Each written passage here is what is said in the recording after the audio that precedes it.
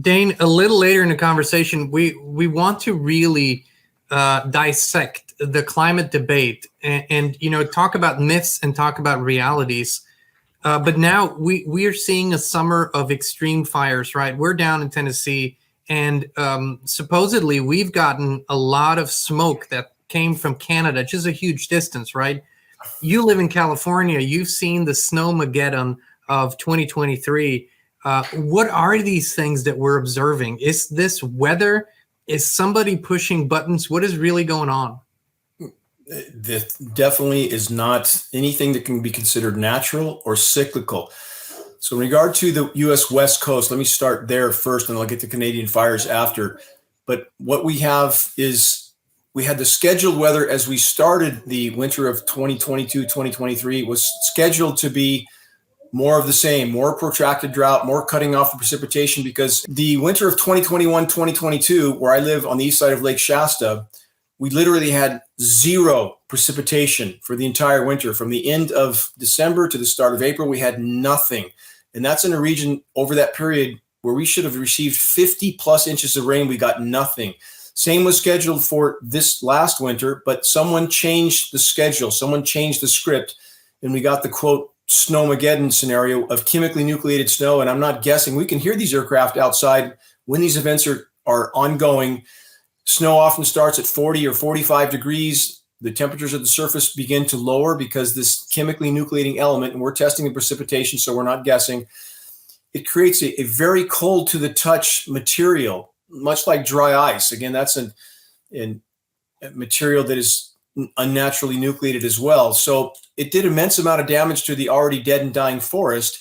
And did all this water revive the forest? No, it can't. We're talking about toxic precipitation that kills soil microbiome, kills root systems. So even though they can sensationalize these events and pretend that the drought's over and everything's fine, the truth is anything but that. So we're seeing the fir trees, the predominant trees in the forest, dying even faster now after this snowmageddon winter.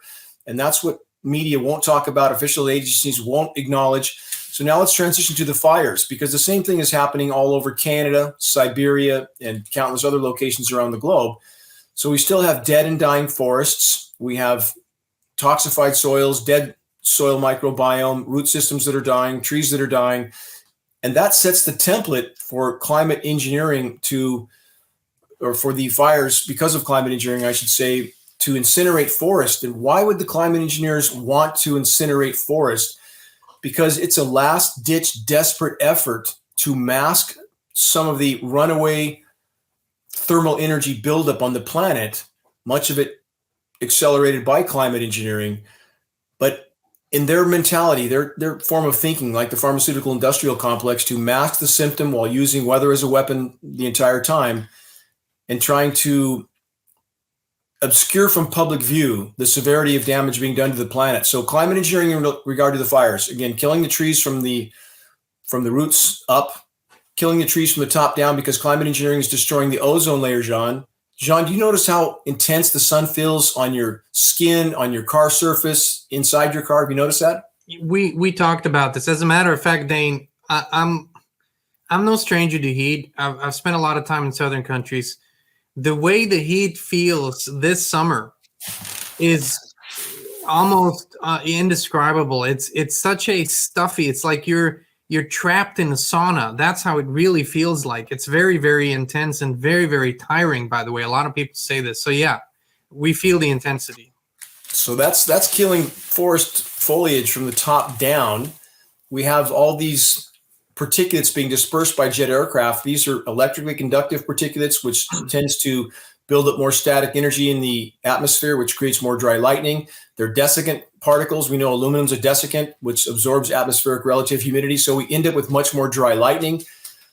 And these particulates are incendiaries. It's an incendiary dust that's coating forest foliage, the forest floor.